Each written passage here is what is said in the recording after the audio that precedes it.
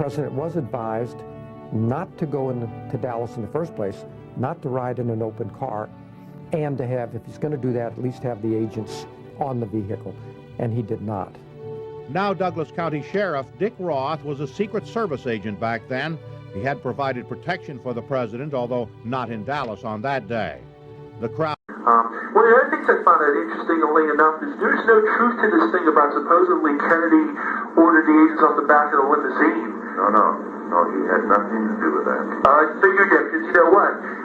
William Manchester makes the claim that Floyd Boring was ordered by Kennedy, and I'm quoting what it says in the book, it says, keep those Ivy League charlatans off the back of my car. That is false. Yes, I found that out, and I talked to William Manchester, who lives in Connecticut, about that, and he got real defensive with me. He says, all those notes are under seal, and I'm not allowing anyone, especially yourself, to look at these rules. Who was this you were talking to? William Manchester. Oh, okay, I talked to William Manchester. He called me on the book. Yeah, that book is just filled with things. That is for the record of history, that is false, because Jerry BEHN knew him very well. You're getting back, I don't know anybody now. They're all gone. I've been retired so long that people came and asked me as retired. Okay, yeah. And Jerry BEHN was a very good friend. Matter of fact, he was my boss at the White House. And Floyd Boring, he's still alive. Jerry BEHN passed away last year, I believe. And Floyd Boring and JFK got along perfect.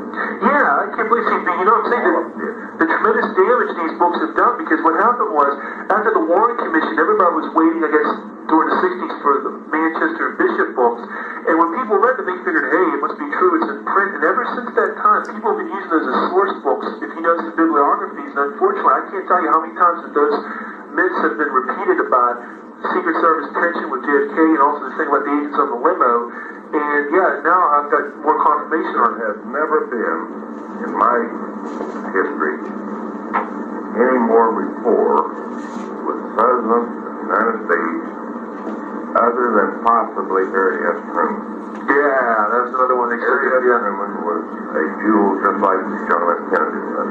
Yeah, they said the only thing that caused... I don't really have too much faith in that. No, it's bad. Oh, believe me, I'm not putting any stock into it. Just any read, you can't put a hell of a stock. I'm finding that out. I tell you what, Sam, let's get that point. This is true. No, and I tell you what, I get people that argue with me about this. Oh, come on, Kennedy was one of the most tough to protect presidents. He always ordered the men off the back of the limo, and now I'm finding out that's not true.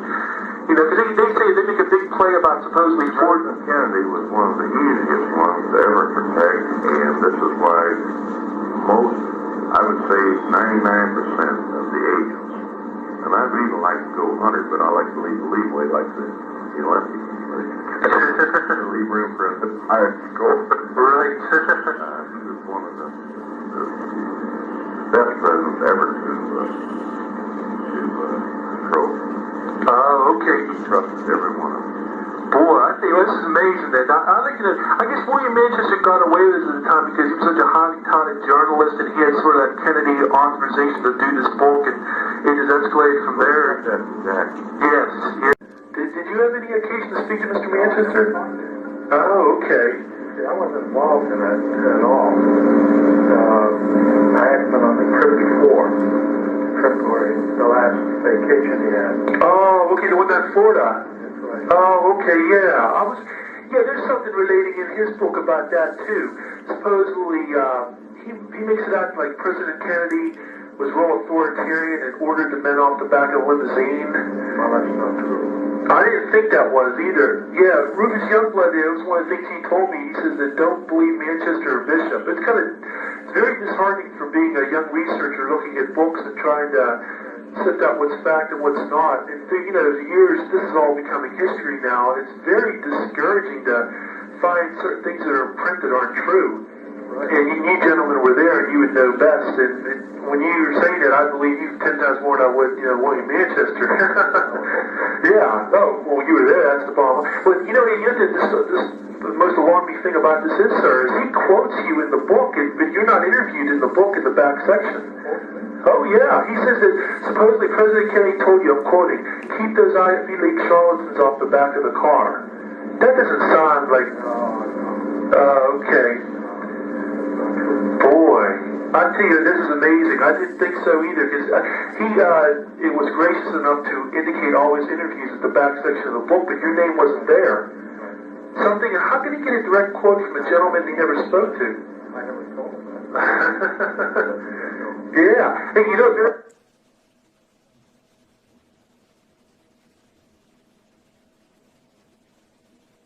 oh, okay. Oh, I don't want to, I don't want to blame you. I'm sorry. All right. Yeah.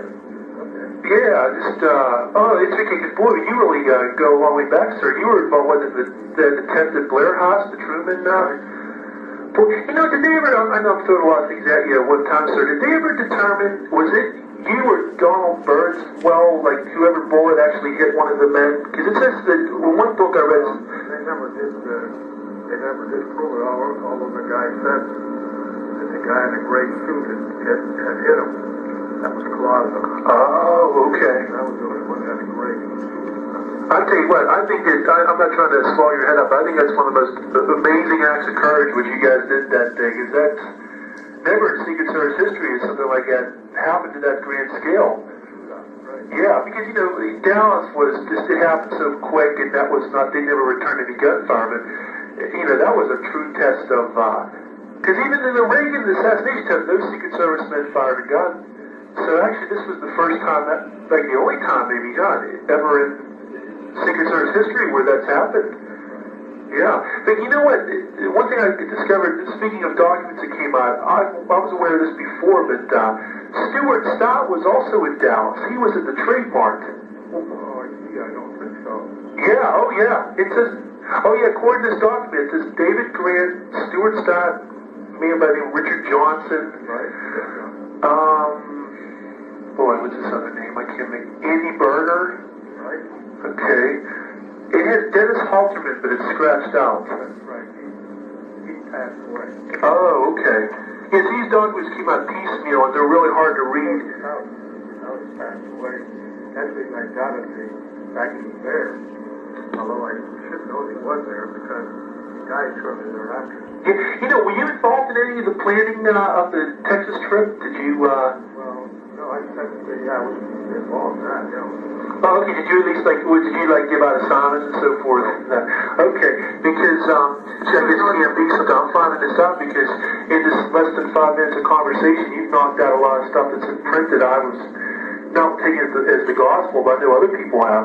I can't tell you how many times I've seen it repeated where President Kennedy told the agents, I guess yourself and other people, get these men off my limousine, don't do this. That's true. Okay. Very nice man. Yeah, it's... Never interfered with us at all. That's what I thought. They also said that at the time, you might remember this, that supposedly Mr. Truman, he was one of the toughest to secure because his Monday morning walks. Oh, isn't it? Oh, okay, because they said that was like a security man's nightmare because after a while, it was like people were starting to become aware that he went on Monday morning walks. Oh, okay. Oh, that's interesting. Yeah. Oh, I didn't know that. Okay.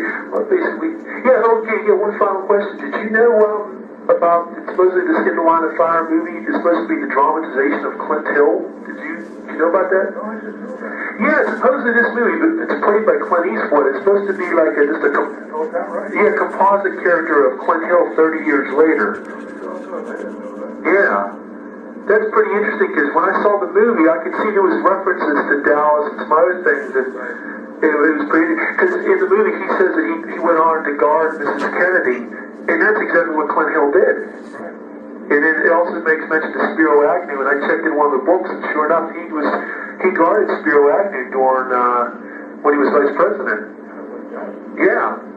Yeah, so I guess to summarize, it's very tough for young people, historians, whatnot, to check these documents. It's a shame because unless you speak to the principals, there's these. I think it's from your reaction, sir, that you weren't aware of some of these things in print. Well, see, for years I haven't read any of this stuff because I know it's all crap. That about sums it up. Yeah, very good. Okay, well, hey, I appreciate your time, sir. You really cleared up a lot of mysteries. I'm glad to have everything clarified here. Great. All right, so hey, take care now. I will. Thanks. Bye. Oh, yeah. Yeah, definitely. Like the one from Kennedy. Anybody on the back of the car. Yeah, definitely. Like the one from Kennedy. Anybody on the back of the car. Kennedy. Anybody on the back of the car. See, that's exactly what I was saying. The one more.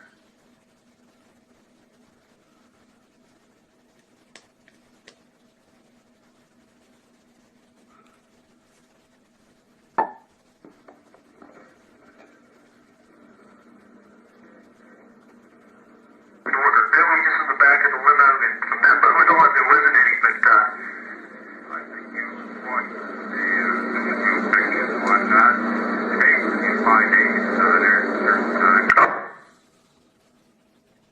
Remember Kennedy ever say that he didn't want anybody on the back of the car? Yeah, definitely, like the one from remember Kennedy ever say that he didn't want anybody on the back of the car?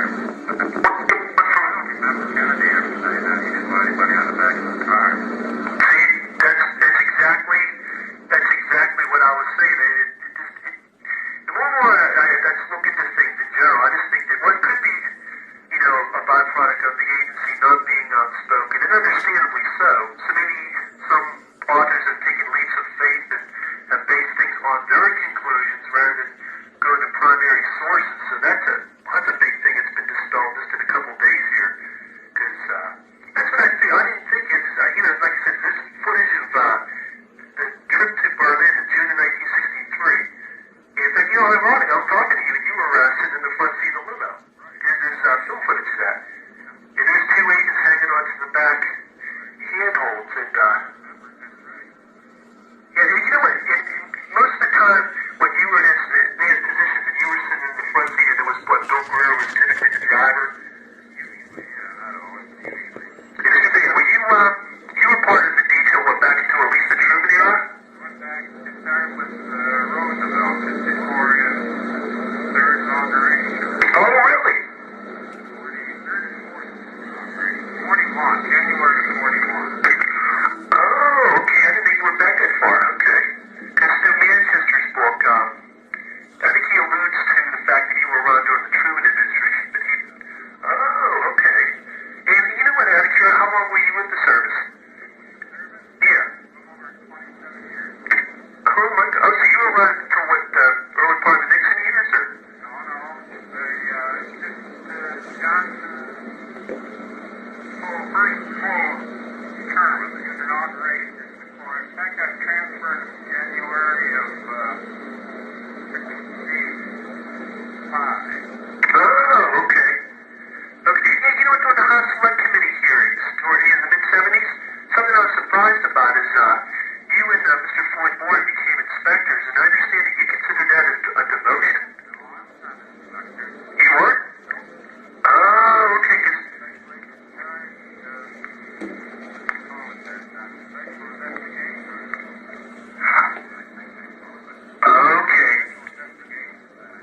Okay, so I'm trying to clear up some of that. Well, maybe it's apparently just some disinformation out there. Rufus Youngblood, are you familiar with this book? No, I am not. Oh, okay. He came out with a book roughly in the mid-70s, and he mentions the fact that you and I put in quotes, that you and Mr. Boring became inspectors in the mid-60s. Maybe that was a bad terminology then, huh? Right now at Longwood Steakhouse. Rufus Youngblood, I guess there was, him still around somewhere. Yeah, but he was on 60 Minutes about 20 years ago, but they showed an update last year. Him and his wife visited Dealey Plaza, and he finally got over, I don't know why he ever felt guilty about it in the first place. I guess everyone felt that. It's the job to protect the president, that's all. Everyone felt that. Yeah, that's true. I can see it. Well, you know what, I mean, in that short span of time, that would have been tough to have done anything, you know what I mean? Well, I know that, but you still have regrets, remorse, whatever. Who knows if they left guys on the back of the car or something. You never know. You can hindsight yourself to death. You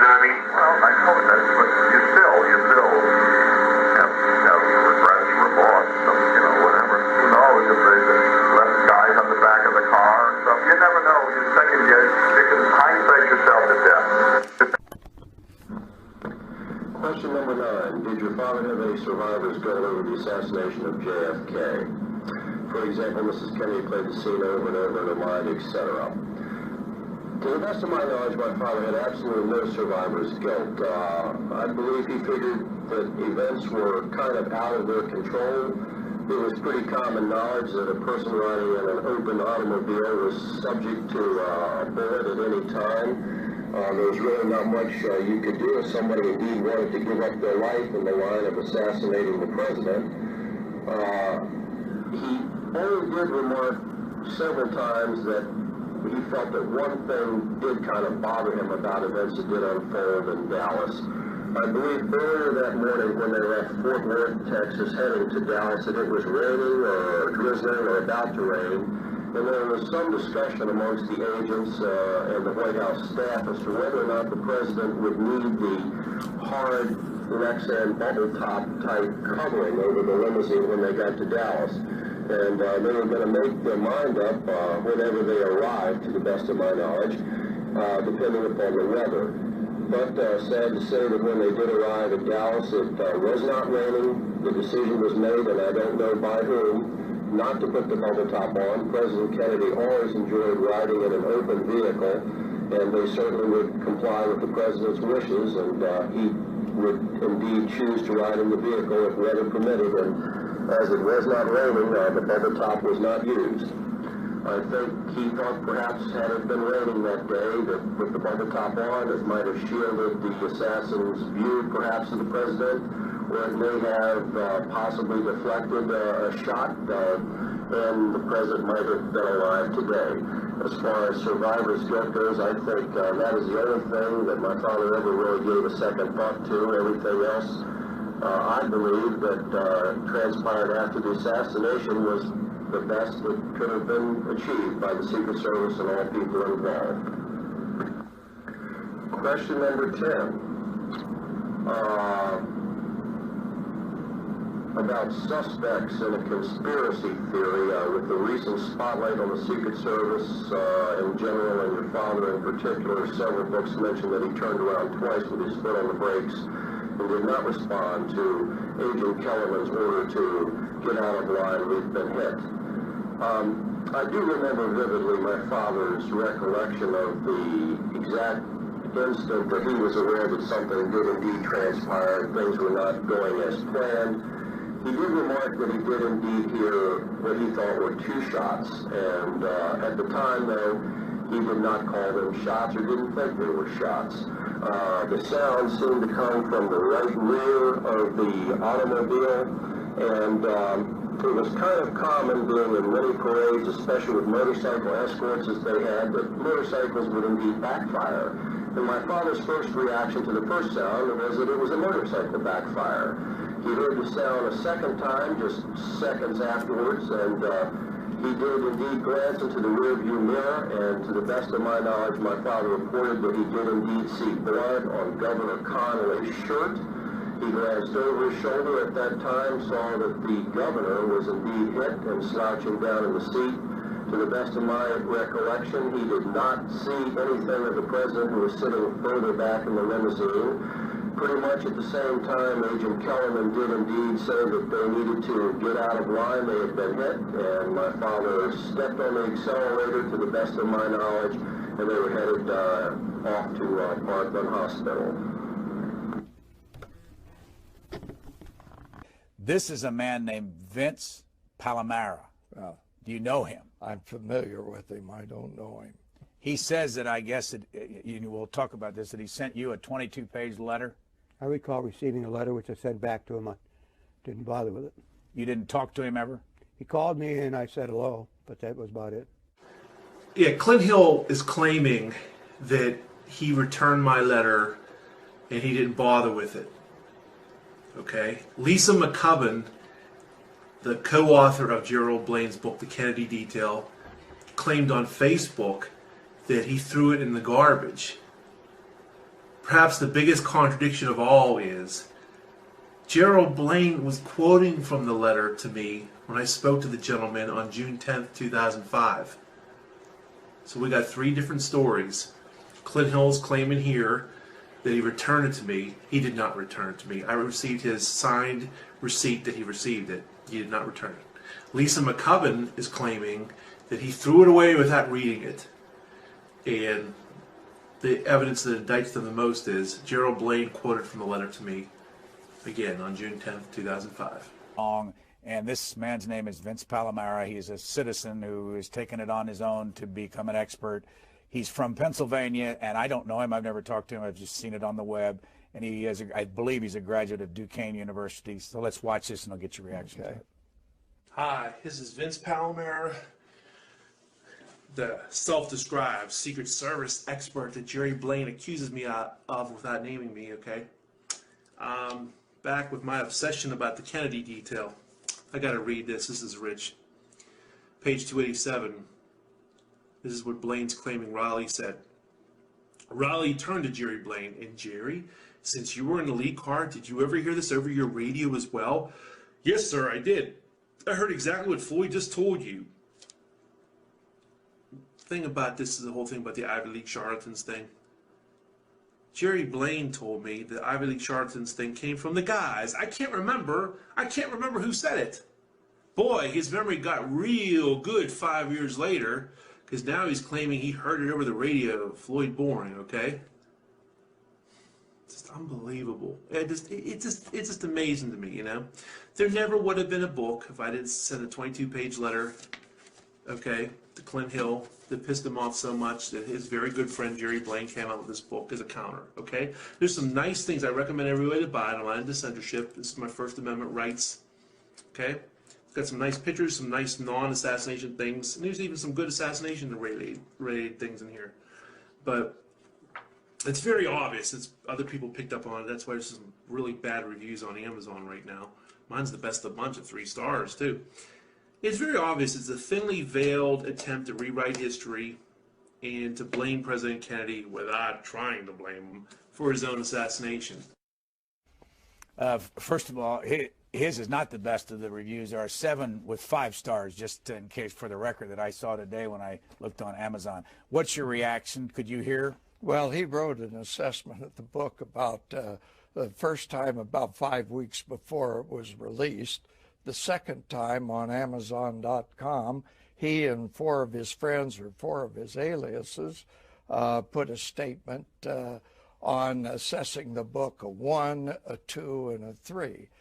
My assessment of Mr. Palomara is that he called probably all of the agents, and what agent who answers a phone is going to answer a question, was President Kennedy easy to protect?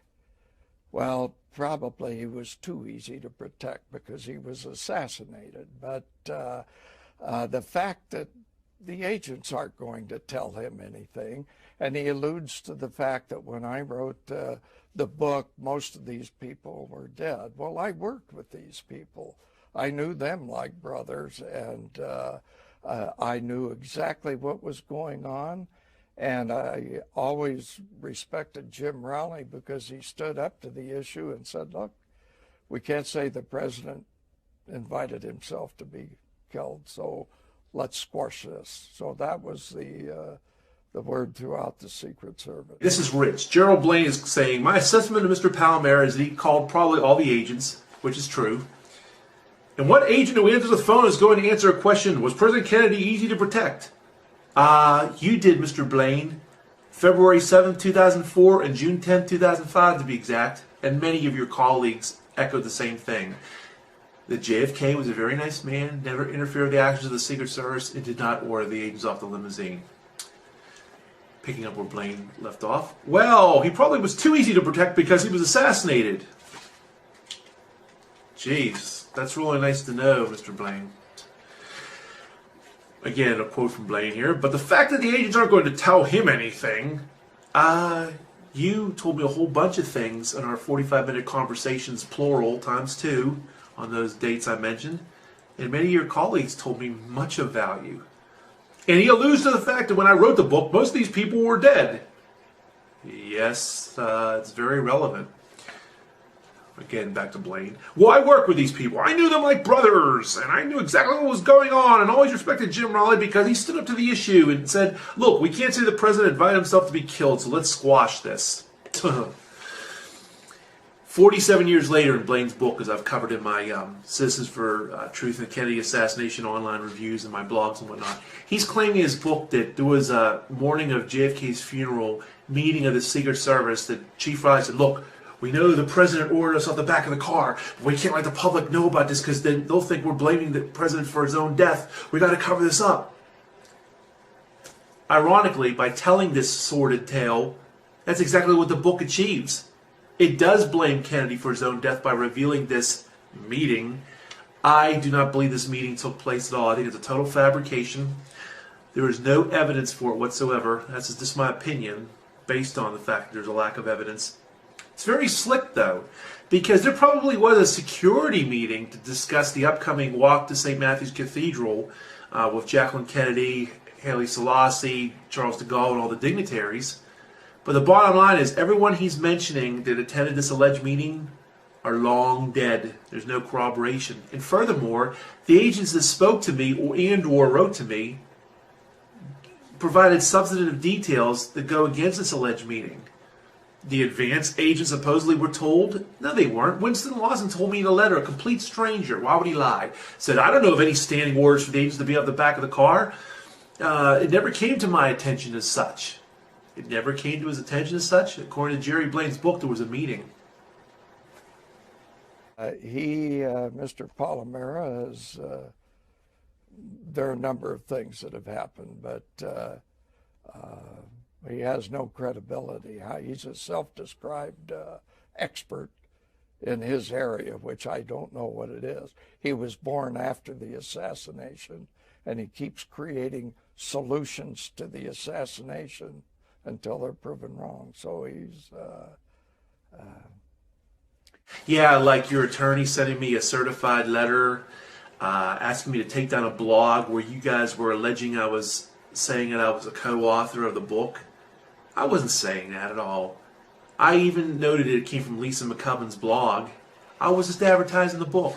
But that was a shot across the bow, wasn't it, Mr. Blaine, to try to put a scare in me. Didn't work. The truth shall prevail. I know what you said. I know what all your friends said. I have letters of them. I have some of them on audio tape. It is what it is, to use the common vernacular.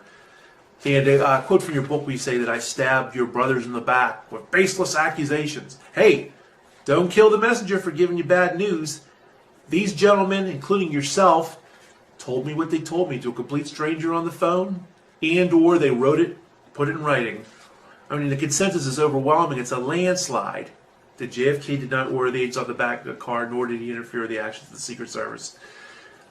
You were a private in the Secret Service. Jerry Bain was the Douglas MacArthur of the Secret Service, #1 agent. His #2 assistant, Floyd Boring, also said the same thing. Kennedy never ordered the agents off the back of the car. So that's where I stand on the matter. He also says that he has no credibility. Well, we'll be the judge of that, won't we? He says, he is a self-described expert in this area, which I don't know what it is. Well, self-described people as diverse as Vince Bugliosi, the History Channel, the Assassination Records Review Board, and even, ironically, Brian Lamb have called me a Secret Service expert. I mean, it is what it is. He was born after the assassination. Okay, and so was your co-author, Lisa McCubbin. And your point is? He alleges that because he sent me a letter, 22 pages in length apparently, and that I discussed that with Jerry. I forgot that I ever got a 22-page letter from this particular individual until I heard him say it on TV. And I never discussed it with Jerry or anybody else because it wasn't important to me.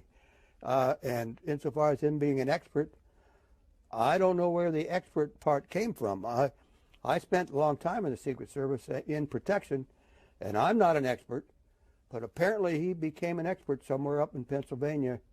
I don't know where. People claim that they're experts. They have no basis to make that claim.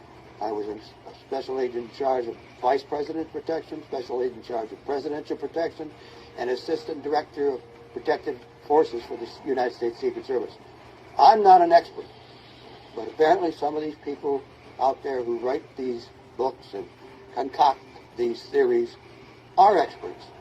People as diverse as Vince Bugliosi, the History Channel, the Assassination Record Review Board, and even ironically Brian Lamb have called me a Secret Service expert. I mean, it is what it is.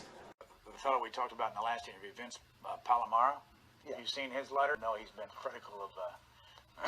Well, I'll accept his endorsement. Are you worried that he's being... Well, maybe he has some secret agenda, I don't know. The most painful theories point fingers at the agents themselves.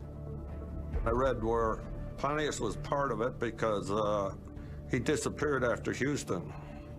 A conspiracy for the agents to shoot the president. I mean, this is off the wall.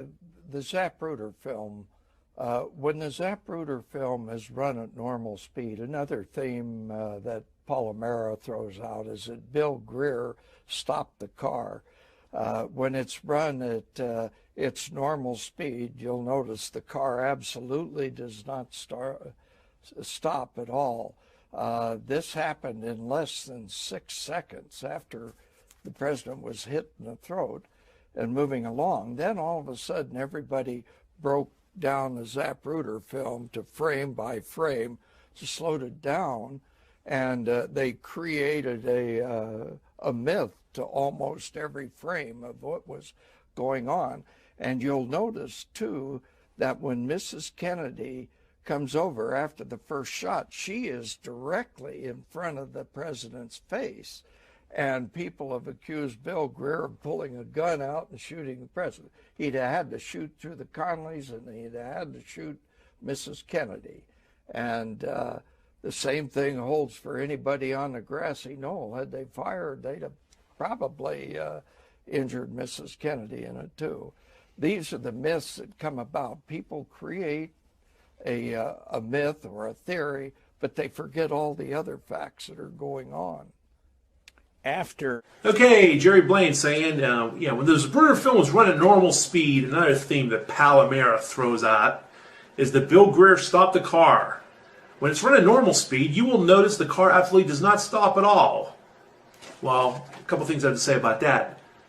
Close to 60 witnesses, including 7 Secret Service agents and Jacqueline Kennedy, said the car either slowed down or stopped. Don't kill the messenger for giving the bad news. All these men and women said what they said, wrote what they wrote. Okay, they were all eyewitnesses. They were there, Jerry. You weren't. You were in Austin, okay?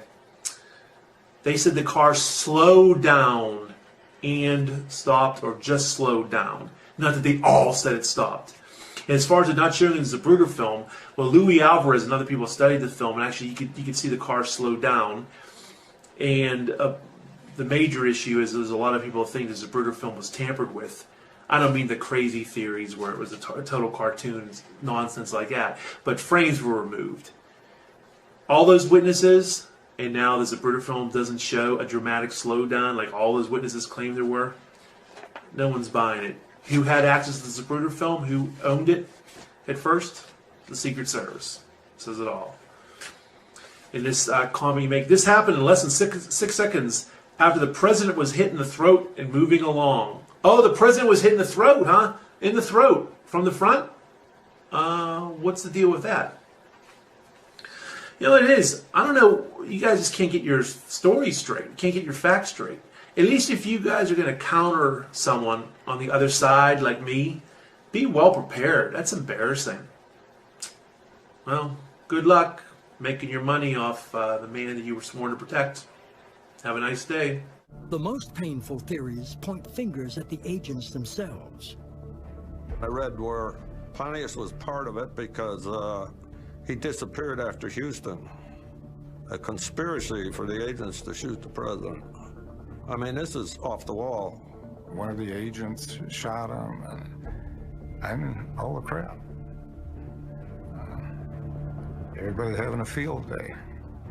One of the conspiracy theories is that the agents left the president's car unguarded just before the shots were fired.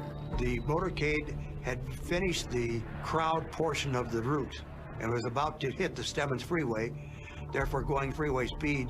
No agents were on the back of the car, and would not ever be on the back of the car in those conditions. This thing about the freeway, they were going too fast, that's bunk, because there's many trips where the agents were on the back of the car at very fast speeds. This is the lead advanced agent for Dallas, Winston Lawson. Keep in mind, the lead advanced agent for Dallas, Winston Lawson. This is an amazing letter he wrote me in January 12th, 2004. I do not know of any standing orders for the agents to stay off the back of the car. After all, foothold and handholds were built into that particular vehicle. I am sure it would have been on a case-by-case basis depending on the event, intelligence, threats, etc. Keep in mind, ostensibly, officially, allegedly, there were no threats found in Dallas. Jerry Bain, as special agent in charge of the White House detail, as it was known then, Presidential Protective Division currently, would have been privy to that type of info more than I. See my other video where Bain adamantly denies that President Kennedy ever ordered the agents off the car. However, it never came to my attention as such. I am certain that agents were on the back on certain occasions.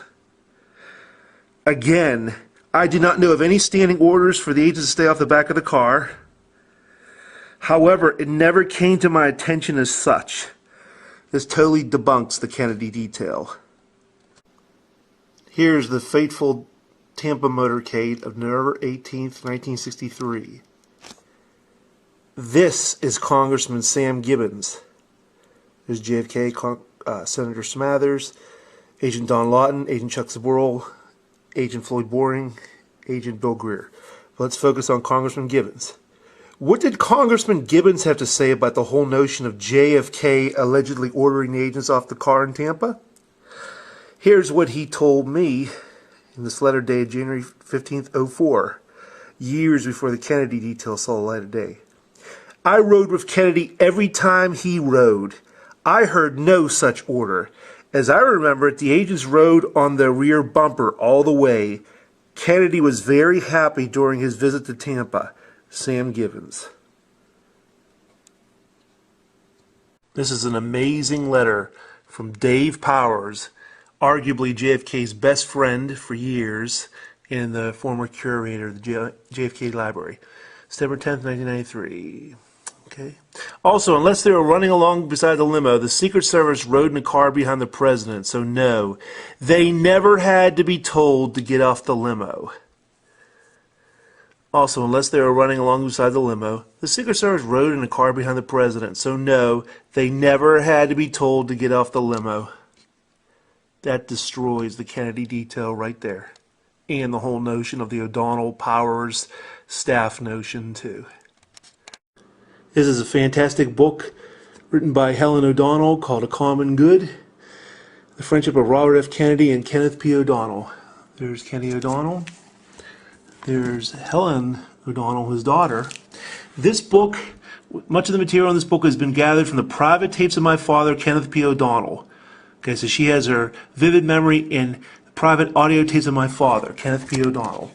When I wrote to her, really sweet lady, Dear Vince, thank you for your friend requesting your note, blah, blah, blah, blah. Suffice to say that you are correct. JFK did not order anybody off the car. He never interfered with my dad's direction on the Secret Service, and this is much backed up my dad's tapes. JFK did not order anybody off the car. He never interfered with my dad's direction on the Secret Service, and has much backed up in my dad's tapes. I think and know from the tapes, Dallas always haunted him, meaning O'Donnell, because of the might-have-beens. But they involved the motorcade route. He constantly questioned his own decision to take the motorcade in that direction, but he never blamed the Secret Service. The important thing, JFK did not order anybody off the car. This is much backed up in my dad's tapes. Kenny O'Donnell, you've been vindicated. The Kennedy detail, that book by Gerald Blaine, the Kennedy detail has been thoroughly debunked. This is Assistant Special Agent in Charge, number 3 Agent Roy Kellerman, ostensibly the agent in charge of the Texas trip. Ostensibly, but it was really Floyd Boring. Roy Kellerman died in March 1984. Here's his widow, who, by the way, passed away in 2006. This is what she said to me in 1997 in a letter. I spoke to her a couple times, too. Dear Mr. Palomera, the answer to your question is no. Roy did not say that JFK was difficult to protect.